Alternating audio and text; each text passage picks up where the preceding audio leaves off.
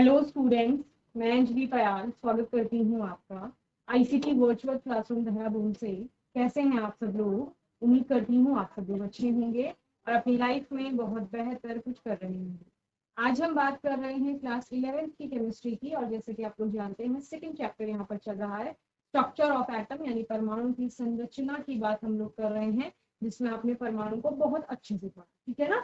तो एक बार quick revision लेंगे हम लोग, फिर नए टॉपिक्स पर बात करेंगे। तो परमाणु कहाँ से लेकर चले थे? एक दार्शनिक अवधारणा की बात की थी, उसके बारे में आप लोगों ने पढ़ा था कि परमाणु क्या होता है। तो आपने बोला कि जितने भी दार्शनिक हैं उन्होंने अपनी अवधारणा रखी कि कोई भी जो पदार्थ है वो सूक्ष्मतम कणों से मिलकर के बना हुआ होता है। उन्हीं सूक्ष्मतम कणों को हम क्या कहते हैं? परमाणु कहते हैं, जो कि अविभाज्य कण होता है। ओके, इसके बाद हमने डाल्टन की थ्योरी पढ़ी थी, जहां पर डाल्टन ने भी यही कहा कि ये एक इनडिविजिबल पार्टिकल है, जिसको कि फर्दर डिवाइड नहीं किया जा सकता, यानी आप उसको सब डिवीजन में नहीं लेकर जा सकते हैं, उसका विभाजन आगे पॉसिबल नहीं है। जब विभाजन पॉसिबल नहीं है तो उससे छोटा कुछ भी नहीं है, वो सूक्ष्मतम हो जाएगा। ओके, देन अगर हम एक तत्व की बात करते हैं तो उसके जितने भी परमाणु होंगे वो सारे आइडेंटिकल नेचर में होंगे, यानी कि समान होंगे। एक तत्व के परमाणुओं को अगर दूसरे तत्व के परमाणुओं से उनकी तुलना की जाए तो दोनों में डिफरेंसेस देखने को मिलते हैं, दोनों बिल्कुल ही भिन्न होते हैं। ठीक है, कोई भी रासायनिक अभिक्रिया होती है उसमें ये परमाणु भाग लेते हैं, लेकिन ना तो ये नष्ट होते हैं ना उत्पन्न होते हैं। इस प्रकार से हमने परमाणु के बारे में यहाँ पर पढ़ा था। ओके, तो इस तरह से डाल्टन ने उस परमाणु को, उस पदार्थ के सूक्ष्मतम कण को, जिसको परमाणु कहा, उसको बोला कि वो अविभाज्य। लेकिन फर्दर स्टडीज हुई जहां पर कि पहले आपने इलेक्ट्रॉन के खोज के बारे में बात की कि डिस्कवरी ऑफ इलेक्ट्रॉन हमें देखने को मिलता है। एक पार्टिकल है पदार्थ में जो निगेटिवली चार्ज है और जो क्या कर रहा है, वहां पर पदार्थ में उपस्थित है, जो कि पूरा ऋणावेश जितना भी है पदार्थ में उसी के कारण है। ओके, इसके अतिरिक्त फिर आपने एक और एक्सपेरिमेंट देखा यहाँ पर, जिसमें कि एक पॉजिटिव पार्टिकल भी निकल कर आया और ऑब्जर्वेशंस मिली कि परमाणु के अंदर निगेटिव पार्टिकल तो है जिसे इलेक्ट्रॉन नाम दिया गया है, इसके अतिरिक्त एक पॉजिटिव पार्टिकल भी है जो कि क्या है? आपका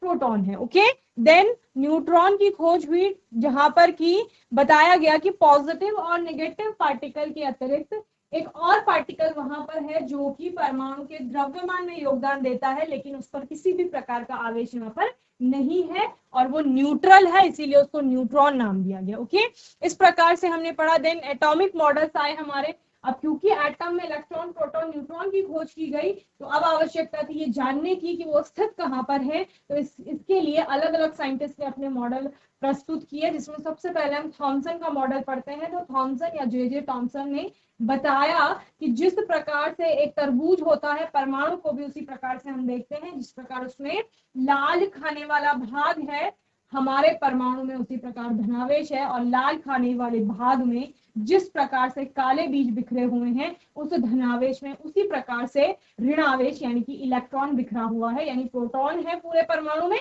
और उसमें इलेक्ट्रॉन बिखरे हुए हैं, और दोनों की जो मात्रा है वो संतुलन में है। इस वजह से परमाणु पूरा क्या है? उदासीन है। ठीक है, इलेक्ट्रिकली न्यूट्रल है, यानी वैद्युत रूप से उदासीन है। कुछ इस तरह से उन्होंने परमाणु की संरचना को बताया था, जैसे यहाँ पर दिखाया गया है। पूरे परमाणु की जो सतह है उस पर धनावेश है और कहीं कहीं पर इसमें ऋणावेश उपस्थित है। ओके, इसके अतिरिक्त उन्होंने plum pudding model, plum pudding जो होती है उससे भी उसकी तुलना की, या उसके साथ उसको कोरिलेट किया, आप बोल सकते हैं। जिस प्रकार केक में ड्राई फ्रूट्स रहते हैं, उसी प्रकार से क्या है, आपके पूरे जो परमाणु है उसमें इलेक्ट्रॉन बिखरे हुए। ओके, देन हमने यहाँ पर रदरफोर्ड का मॉडल पढ़ा। रदरफोर्ड ने एक्चुअल में किया क्या था, उन्होंने एक एक्सपेरिमेंट किया जहां पर उन्होंने एक सोने की पन्नी ली, पतली सी, और उसमें क्या की, एल्फा पार्टिकल्स की बॉम्बार्डमेंट की, और उसके बाद उन्होंने कुछ यहाँ पर निष्कर्ष निकाले। ओके, जहां पर उन्होंने क्या कहा कि सबसे पहले, क्योंकि ज्यादातर जो एल्फा पार्टिकल्स थे वो सोने की पन्नी से टकरा करके एज इट इज बाहर निकल गए, इसका मतलब ज्यादातर पार्ट जो है वहां पर खाली। ओके, तो इससे क्या उन्होंने फिर कंक्लूजन निकाला कि परमाणु का अधिकतर भाग कैसा होता है, अधिकतर स्थान जो है वो खाली होता है। ठीक है, फिर उन्होंने कुछ कुछ किरणों में डिफ्लेक्शन देखा। देन उन्होंने बोला कि यहाँ पर क्योंकि डिफ्लेक्शन अल्फा पार्टिकल्स में देखने को मिल रहा है, यानी इलेक्ट्रॉन यहाँ पर कहीं उपस्थित है। ओके, कुछ पार्टिकल ऐसे थे जो कि पॉजिटिव पार्ट से टकरा करके, यानी धनावेश वहां पर परमाणु है कहीं पर, परमाणु के धनावेश उपस्थित है परमाणु में आप कह सकते हैं, और उससे टकरा करके कुछ कुछ पार्टिकल्स ने क्या किया, बहुत ज्यादा डिफ्लेक्शन दिखाया, यानी कि वहां पर धनावेश है और वो बहुत कम आयतन में स्थित है, यानी बहुत कम जगह ले रहा है, तो उसको उस कम एरिया को क्या नाम दे दिया, नाभिक नाम दे दिया, और बोला कि परमाणु के सेंटर में जो एटम है उसका सेंटर में, केंद्र में उपस्थित है ये, और इसको नाभिक कहा जाएगा। इसमें पॉजिटिव पार्टिकल उपस्थित है जो कि आपके प्रोटॉन है। तो ओवरऑल रदरफोर्ड के मॉडल से आपने देखा कि परमाणु है वैद्युत रूप से उदासीन है, इसके बारे में उन्होंने बात नहीं की, लेकिन उन्होंने बोला कि परमाणु का जो नाभिक होगा वो वहां पर पॉजिटिव पार्ट उपस्थित है, यानी उन्होंने नाभिक की खोज की कि परमाणु में एक नाभिक होता है और उसमें पॉजिटिव पार्टिकल्स यानी कि प्रोटॉन होते हैं, तो इनकी उन्होंने बहुत अच्छे से डिस्कवरी की थी। देन उन्होंने बोला इलेक्ट्रॉन कहीं घूम रहे हैं, लेकिन वो उसकी व्याख्या नहीं कर पाए थे कि इलेक्ट्रॉन घूम रहा है तो घूमते घूमते आपका त्वरण लेगा, उसके बाद उसकी एनर्जी लॉस होगी और धीरे धीरे वो नाभिक में गिर जाएगा। क्या ऐसा पॉसिबल है? अगर ऐसा पॉसिबल है तो फिर एटम के स्थायित्व की व्याख्या की ही नहीं जा सकती, तो इस चीज को वो एक्सप्लेन नहीं कर पाए थे। ठीक है, फिर हमने यहाँ पर और कई चीजें पढ़ी, फ्लॉज हमने उनके देखे थे या लिमिटेशंस। देन हमने परमाणु के बारे में चूंकि बात की, तो परमाणु को कुछ ना कुछ संख्या होगा, क्रमांक जो उसको दिया जाता है। इसके अलावा द्रव्यमान संख्या होती है एक, तो ये एक्चुअली डिपेंड किस पे करता है, जितने भी वहां पर इलेक्ट्रॉन है, प्रोटॉन है, न्यूट्रॉन है। ओके, या हम बोल सकते हैं मेनली प्रोटॉन और न्यूट्रॉन। ओके, जो भी प्रोटॉनों की संख्या है परमाणु के अंदर वो क्या है, उसकी परमाणु संख्या, ठीक है, या परमाणु क्रमांक जिसे कहते हैं। और टोटल प्रोटॉन प्लस न्यूट्रॉन की जो संख्या है वो उसका क्या हो जाएगा, द्रव्यमान संख्या हो जाएगा। क्लियर? यही एटॉमिक नंबर और मास नंबर में हमने पढ़ा था। परमाणु संख्या क्या थी, नाभिक का जो धनावेश है वह प्रोटोनों के कारण होता है, इसीलिए किसी परमाणु का परमाणु क्रमांक उसमें उपस्थित प्रोटोनों की संख्या होता है। तो परमाणु क्रमांक Z बराबर परमाणु में प्रोटोनों की संख्या बराबर उदासीन परमाणु में इलेक्ट्रॉनों की संख्या, यानी परमाणु में प्रोटोनों और इलेक्ट्रॉनों की संख्या समान होगी, लेकिन किस स्थिति में, जहां पर आपका जो पूरा परमाणु है वो वैद्युत रूप से उदासीन है, यानी उस पर किसी भी प्रकार का चार्ज नहीं। 10th क्लास में मैंने आपको बताया था कि चार्ज किस प्रकार से आता है, जहां पर कि क्या होता है, जब इलेक्ट्रॉन बाहर निकलते हैं क्योंकि इलेक्ट्रॉनों में कमी आ रही है तो धनावेश आ जाएगा, और इलेक्ट्रॉन अगर गेन किए जा रहे हैं एटम के द्वारा, यानी कि इलेक्ट्रॉनों की संख्या में वृद्धि हो रही है, यानी ऋणावेश में वृद्धि हो रही है, तो वो निगेटिव चार्ज आ जाता है एटम में। लेकिन ऐसा न्यूट्रल एटम के केस में क्योंकि चार्ज नहीं है कोई भी, तो इलेक्ट्रॉन ना तो बाहर गया है ना अंदर आया, यानी प्रोटोनों और इलेक्ट्रॉनों की संख्या वहां पर क्या होगी, बराबर होगी। ओके, चलिए। देन द्रव्यमान संख्या, द्रव्यमान संख्या क्या है, परमाणु की द्रव्यमान संख्या उसके नाभिक में उपस्थित अब परमाणविक कणों का योग है। तो अब परमाणविक कण किस कौन से हैं आपके, इनको सब एटॉमिक पार्टिकल आप कहते हैं, यानी कि नाभिक में है क्या, प्रोटॉन और न्यूट्रॉन ही है। तो नाभिक में प्रोटॉन और न्यूट्रॉन है जिन्हें न्यूक्लियॉन कहा जाता है, और इन्हीं की संख्याओं के योग को द्रव्यमान संख्या कहा जाता है। द्रव्यमान संख्या जिसे हम ए से रिप्रेजेंट करते हैं इज इक्वल टू प्रोटोनों की संख्या धन न्यूट्रॉनों की संख्या। ओके, तो इस तरह से हमने द्रव्यमान संख्या को पढ़ा था। आइसोबार्स की बात की थी, समभारिक जिनको कहा जाता है, समभारिक यानी समान भार है, द्रव्यमान संख्या जिनकी समान है लेकिन परमाणु संख्या अलग अलग होगी, उनको समभारिक कहा जाता है। वहीं पर आइसोटोप्स यानी कि समस्थानिक, जिनके परमाणु क्रमांक या परमाणुओं की संख्या समान होती है, द्रव्यमान संख्या इनकी भिन्न भिन्न हो जाती है। ओके, चलिए, तो कुछ न्यूमेरिकल हमने इससे रिलेटेड किए थे, आइसोटोप्स आइसोबार्स को समझा था, वेव नेचर देखा था इलेक्ट्रोमैग्नेटिक रेडिएशंस का। इसके अलावा आज के सेशन में बात करेंगे वेव मोशन की कैरेक्टरिस्टिक्स देखी थी, जहां पर हमने वेव लेंथ की बात की थी। So the wavelength of light is defined as the distance between the two successive crest और trough of the light wave. It is denoted by the Greek letter lambda. Okay, wavelength क्या है, basically wave की लंबाई है। एक wave में एक crest और एक ट्रॉफ आता है, तो आप बोल सकते हैं दो सक्सेसिव क्रेस्ट के बीच की या दो सक्सेसिव ट्रॉफ जो होंगे उनकी बीच की क्या होगी, ये डिस्टेंस होगी। इसी को आपका वेव लेंथ कहा जाता है, लैम्डा से डिनोट किया जाता है, जो कि इक्वल होता है v बाय एफ के। v जहां पर वेलोसिटी होगी वेव की, और f क्या है उसकी फ्रीक्वेंसी यानी कि आवृत्ति होगी। ठीक है, सेकंड आपका है फ्रीक्वेंसी। आवृत्ति किसे कहा जाता है, तो basically frequency is the number of waves, ये क्या है, ये तरंगों की संख्या है, that pass a fixed point in a given amount of time. दिए गए समय में या पर्टिकुलर जो आपका टाइम है उस टाइम पीरियड में एक फिक्स पॉइंट से कितनी वेव पास हो रही हैं, वही उसका क्या होगी, फ्रीक्वेंसी होगी। The SI unit of wave frequency is the hertz. SI unit क्या है, वेव फ्रीक्वेंसी की यानी तरंग आवृत्ति की, हर्ट्ज है। Where 1 hertz equals 1 wave passing a fixed point in 1 second, जहां पर 1 हर्ट्ज क्या होगा, एक तरंग अगर किसी फिक्स पॉइंट से किसी निश्चित बिंदु से 1 सेकंड में पास हो रही है तो उसका मतलब क्या है, उसकी आवृत्ति कितनी है, 1 हर्ट्ज की उसकी आवृत्ति होगी। ओके, इस प्रकार से।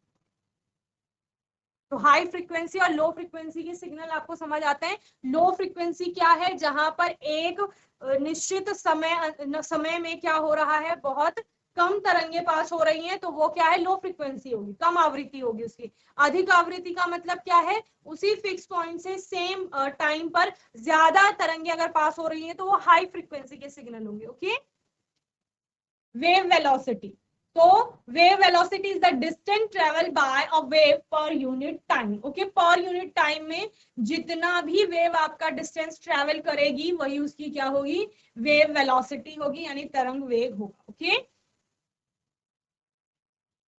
वेव नंबर क्या है, it is the number of waves present per metre and is equal to the reciprocal of wavelength. ये वेवलेंथ का बेसिकली रेसिप्रोकल होता है, और क्या बोलते हैं, it is the number of waves, ये तरंगों की संख्या है जो कि आपका प्रेजेंट पर मीटर, जो कि पर मीटर में प्रेजेंट है, and is equal to reciprocal of wavelength. और ये वेव रेसिप्रोकल होता है, व्युत्क्रम होता है किसका, वेवलेंथ का, यानी तरंग दैर्ध्य का। ओके, एम्पलीट्यूड क्या है, the amplitude of a wave is the distance from the center line or the still position to the top of a crest or to the bottom of a trough. Okay, जो centre line है उस centre line से ऊपर maximum जितना distance travel किया crest ने, या उसकी जो स्टिल पोजीशन है वहां तक की जो डिस्टेंस है, या ट्रॉफ की आप बोल सकते हैं सबसे बॉटम वाला जो पॉइंट है वहां तक की। ठीक है, इस प्रकार से इसको एम्पलीट्यूड कहा जाता है।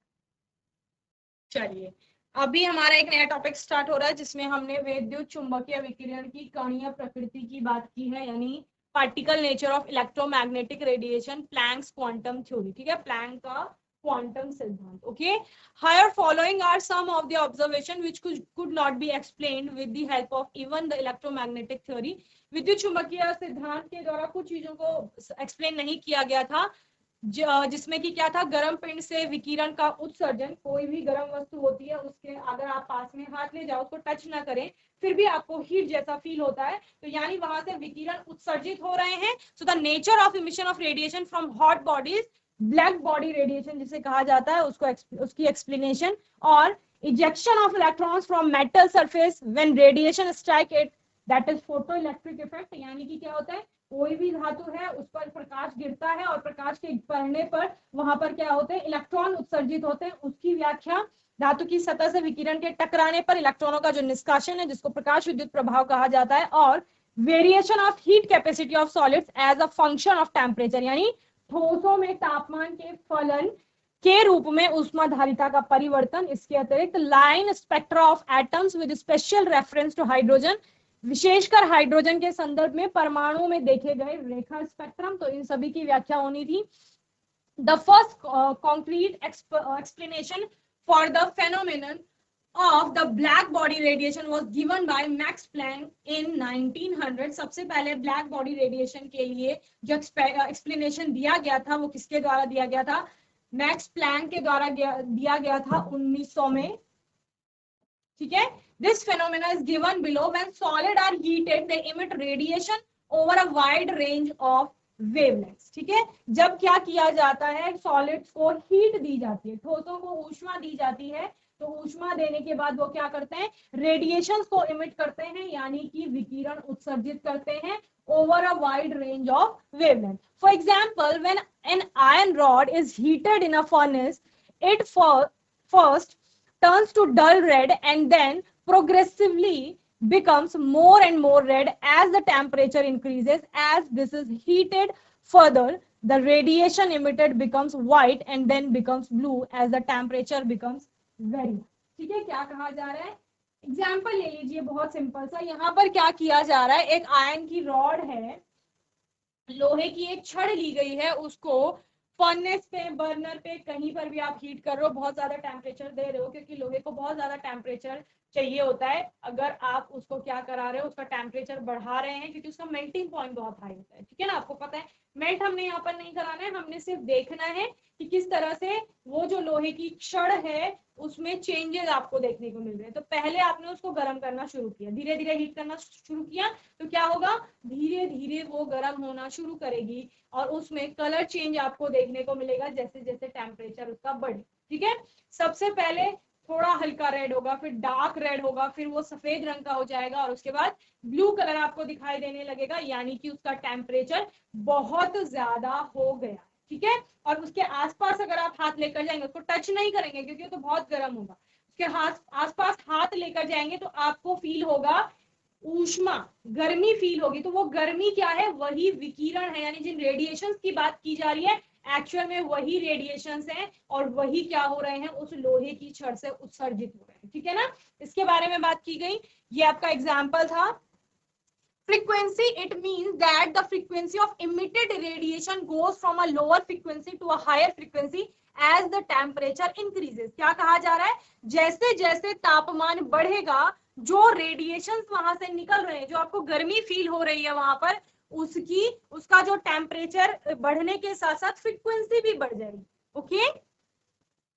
And the red color lies in the lower frequency region, while blue color belongs to the higher frequency region of the electromagnetic spectrum. ठीक है ना। जो लाल रंग की, जो आपका लाल रंग दिखाई दे रहा था वहां पर, वो एक्चुअल में है क्या, लोअर फ्रीक्वेंसी है, ओके। और ब्लू कलर का मतलब क्या है, टेम्परेचर रेज हो गया, तापमान बढ़ गया है, तापमान बढ़ने का मतलब क्या है, हाइयर फ्रीक्वेंसी, ओके। तो ब्लू कलर के रीजन जो है वो हाइयर फ्रीक्वेंसी का होगा जब हम इलेक्ट्रोमैग्नेटिक स्पेक्ट्रम की बात करते हैं तब, ओके। चलो, the ideal body which emits and absorbs radiation of all frequencies is called a black body, and the radiation emitted by such a body is called black body radiation. ठीक है, जब हम एक आइडल बॉडी की बात करते हैं, body का मतलब क्या है, कोई भी वस्तु, ठीक है, जिसको हम, कोई भी सॉलिड जिसको हम क्या कर रहे थे वहां पर, गर्म कर रहे थे। So the ideal body which emits and absorb radiation, जो क्या कर रही है, अवशोषित कर रही है या उत्सर्जित कर रही है विकिरणों को, वो भी कैसे विकिरण, ऑफ ऑल फ्रीक्वेंसी, सभी आवृत्ति के विकिरणों को, is called a black body, उसको क्या कहा जाता है, कृष्णिका कहा जाता है। And the radiation emitted bye such body, और इन बॉडी से या ब्लैक बॉडी जिसे आप कह रहे हैं, उससे जो भी उत्सर्जित किए जाते हैं विकिरण, is called black body radiation, उनको क्या कहा जाता है, ब्लैक बॉडी रेडिएशन कहा जाता है, ओके। क्या कृष्णिका विकिरण भी आप उनको कहते हैं।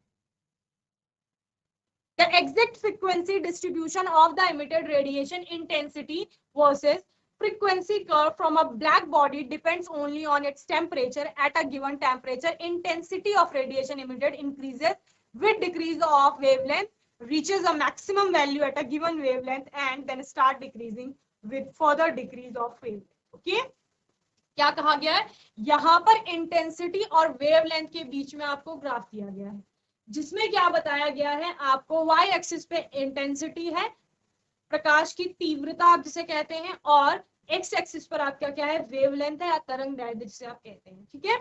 हो क्या रहा है, the exact frequency distribution of the emitted radiation intensity versus frequency curve of the radiation, ये आपको क्या बता रहा है, एग्जैक्ट फ्रीक्वेंसी डिस्ट्रीब्यूशन बता रहा है जो कि इमिटेड रेडिएशन का होगा फ्रॉम अ ब्लैक बॉडी, किसी कृष्णिका से, depend only on its temperature, जो किस पर निर्भर करता है, फ्रीक्वेंसी किस पर निर्भर कर रही है, मैंने आपको पहले भी बताया, जो फ्रीक्वेंसी है वहां पर विकिरण की, वो निर्भर कर रहा है उसके टेम्परेचर पर, टेम्परेचर इंक्रीज कर रहा है तो फ्रीक्वेंसी भी इंक्रीज कर रही है। यहाँ पर हम वो फ्रीक्वेंसी डिस्ट्रीब्यूशन देख किस में रहे हैं, इंटेंसिटी और वेवलेंथ के बीच में जो कर्व बन रहा है उससे देख रहे हैं, ओके। देन क्या बोला, at a given temperature intensity of radiation emitted increases, क्या बोला, यहां पर अगर हम एक फिक्स टेम्परेचर ले लेते हैं या कोई दिया गया तापमान है हमें, उस दिए गए तापमान में क्या हो रहा है, intensity of radiation emitted increases, यानी कि जो रेडिएशन निकल रहे हैं, जो आप कह रहे हैं कि कोई गर्म वस्तु से विकिरण निकल रहा है, उस विकिरण का जो इंटेंसिटी बढ़ रही है, समझ रहे हैं, तीव्रता बढ़ रही है, विद डिक्रीज ऑफ वेवलेंथ, वो वेवलेंथ के साथ साथ क्या कर रहा है, जो तरंग दैर्ध्य के घटने के साथ बढ़ रहा है, आप बोल सकते हैं, and then start decreasing with further decrease of wavelength. Okay, बाद में क्या होगा, इंटेंसिटी भी घटेगी आपके और साथ साथ वेवलेंथ भी कम हो जाएगा। ओके, चलिए, तो यहाँ पर आपको T1 T2 दो टेम्परेचर दिए गए हैं और दोनों पर आपको बताया गया है कि किस तरह से आपका इंटेंसिटी और वेवलेंथ के बीच में ग्राफ बन रहा है। ओके, यहाँ पे आप विद इंक्रीज लिखेंगे, ठीक है, विद इंक्रीज, यानी क्या समझे, आपके पास एक टेम्परेचर था T1, इस T1 टेम्परेचर पे दिया गया तापमान, बोला गया ना, दिया गया तापमान पर आप क्या देख रहे हो, देखो वेवलेंथ बढ़ रही है, ठीक है, वेवलेंथ के बढ़ने के साथ इंटेंसिटी भी बढ़ रही है, ऊपर को जा रहा है ना ग्राफ, तो बढ़ रही है, ठीक है। एक पर्टिकुलर वेवलेंथ पर, इस वेवलेंथ पर क्या हो रहा है, इंटेंसिटी मैक्सिमम हो जाएगी, ठीक है। इसके बाद क्या होगा, वेवलेंथ तो अभी भी बढ़ रही है, वेवलेंथ अभी भी बढ़ रही है, लेकिन वेवलेंथ बढ़ने के साथ साथ, तरंग दैर्ध्य बढ़ने के साथ साथ, जो इंटेंसिटी होगी, विकिरण की तीव्रता है, उसने घटना शुरू कर दिया, ठीक है। तो क्या लिखेंगे, intensity of radiation emitted increases with increase of wavelength, ठीक है, reaches the maximum value at a given wavelength, किसी वेवलेंथ पर इंटेंसिटी जो है वो मैक्सिमम वैल्यू पर पहुंच जाएगी, and then start decreasing with further decrease of wavelength, और उसके बाद इंटेंसिटी डिक्रीज करना शुरू कर जाएगी, जबकि आपका क्या हो रहा है, further decrease increase of wavelength, ऐसे लिखिए, ठीक है। जहां पर की इंक्रीज कर रहा है, वेवलेंथ अभी भी इंक्रीज हो रही है, लेकिन इंटेंसिटी डिक्रीज होने लग जा रही है। ओके, इसी प्रकार आप इस T2 टेम्परेचर पर देख लीजिए, यहां पर भी क्या हो रहा है, यहां पर भी वेवलेंथ बढ़ रही है, उसके साथ साथ इंटेंसिटी बढ़ रही है। इस पॉइंट पर पहुंचने पर, जहां पर वेवलेंथ आपकी कुछ ये होगी, ये वेवलेंथ है आपका, इस वेवलेंथ पर जो इंटेंसिटी है वो मैक्सिमम है, और उसके बाद फिर क्या हो रहा है, उसके बाद वेवलेंथ अभी भी बढ़ रही है, लेकिन वहां पर पहुंचने के बाद तीव्रता ने फिर से घटना शुरू कर दिया है। ओके, चलिए, now Planck gave the name quantum to the smallest quantity of energy that can be emitted or absorbed in the form of electromagnetic radiation। okay, Planck ने क्या किया, जो क्वांटम नाम दिया, किसको, स्मॉलेस्ट क्वांटिटी ऑफ एनर्जी, यानी जो सूक्ष्म मात्रा है ऊर्जा की, उसको उन्होंने क्वांटम नाम दिया, जो कि क्या हो रहा है, किसी भी इलेक्ट्रोमैग्नेटिक रेडिएशन के रूप में एब्जॉर्ब हो रहा है या इमिट हो रहा है, यानी कि अवशोषित हो रहा है या वहां पर उत्सर्जित हो रहा है। The energy E of quantum of radiation is proportional to its frequency nu and is expressed by equation E is equal to h nu। okay, the proportionality constant h is known as Planck constant and has the value 6.626 into 10 to the power minus 34 joule per second. With this theory, Planck was able to explain the distribution of intensity in the radiation from black body as a function of frequency or wavelength at different temperatures। okay, चलिए इसको note कर लेंगे जल्दी से। चलिए, यहाँ पर समझने वाला पॉइंट एक और है कि प्लैंक ने क्या बोला, जो E बराबर एच न्यू आपको बताया गया है, वो एक्चुअल में उन्होंने बोला क्या, कि जो भी इलेक्ट्रोमैग्नेटिक वेव है, जैसे सूर्य का प्रकाश आ रहा है तो वो सतत आपको दिखाई देता है, लेकिन वो एक्चुअल में आ कैसे रहा है, जैसे ये सूर्य की कोई किरण है, ये पैकेट्स के रूप में आता है, जिनको आप पैकेट्स को क्या कहते हैं, क्वांटा कहते हैं, ठीक है, इनको क्वांटा कहा जाता है। एक क्वांटा आपका फोटोन भी कहलाता है। ये क्या करते हैं, ये जब किसी भी धातु से टकराएंगे, तो धातु से टकराने के बाद, अब इन पैकेट्स के बंडल जिनको आप कहते हैं, या क्वांटा फोटोन जिनको आप नाम देते हैं, प्रकाश की जो किरण आ रही है सूर्य से, एक्चुअल में वो किरण क्या है, किरण में छोटे छोटे पैकेट्स हैं, जिनको फोटोन या क्वांटा कहा जा रहा है। उनमें कुछ ना कुछ उनकी इंटेंसिटी होगी, उनमें कुछ ना कुछ एनर्जी होगी। जब ये किसी सतह से टकराएंगे, ठीक है, जैसे ये कोई धातु की सतह है, इससे टकराएंगे, तो इससे टकराने पर ये फोटोन क्या करेगा, जो इसकी एनर्जी है वो इसको ट्रांसफर करेगा, ठीक है। ये धातु है, धातु के अंदर, धातु यानी पदार्थ, पदार्थ के अंदर परमाणु, परमाणु के अंदर इलेक्ट्रॉन, तो यहाँ इलेक्ट्रॉन होंगे, उस इलेक्ट्रॉन को ये एनर्जी देगा, और फिर वो इलेक्ट्रॉन क्या होगा, इस सतह से उत्सर्जित होगा, यानी कि बाहर निकलेगा, जिसको आप फोटो इलेक्ट्रिक इफेक्ट में पढ़े, ठीक है। बेस और ऑल ओवर आज हमने क्या पढ़ा, प्लैंक का की थ्योरी पढ़ी, यानी प्लैंक का सिद्धांत पढ़ा, जिसमें उन्होंने जो इलेक्ट्रोमैग्नेटिक रेडिएशन थे उनके बारे में बहुत अच्छे से एक्सप्लेन किया। साथ ही उन्होंने क्या बोला कि जो ये विकिरण है वो किसकी फॉर्म में आते हैं, पैकेट्स की फॉर्म में आते हैं, जो कि ऊर्जा के बंडल हैं, आप कह सकते हैं। अलग अलग तीव्रताएं होती हैं सारे विकिरणों की, और जब ये किसी सतह से टकराएंगे, ये फोटो इलेक्ट्रिक इफेक्ट में इसकी व्याख्या की गई है, जिसको आप आने वाले सेशंस में पढ़ेंगे। ओके, तो यहाँ तक आप लोग चैप्टर, तो बच्चों यहाँ तक आप चैप्टर को रिवाइज कर लेंगे। हमने आज प्लैंक का थ्योरी पढ़ी है, क्वांटम थ्योरी जिसे आप कहते हैं। आने वाले सेशन में हम लोग फोटो इलेक्ट्रिक इफेक्ट के बारे में पढ़ेंगे, जिसमें हम इसको लेकर भी चलेंगे साथ में। तो यहाँ तक चैप्टर को अच्छे से रिवाइज कर लेंगे। बाकी आपका कोई डाउट होगा, क्वेश्चन होगा, तो आने वाले सेशन में आप लोग पूछ लेंगे। और तब तक के लिए आईसीटी वर्चुअल क्लासरूम से जुड़ने के लिए धन्यवाद।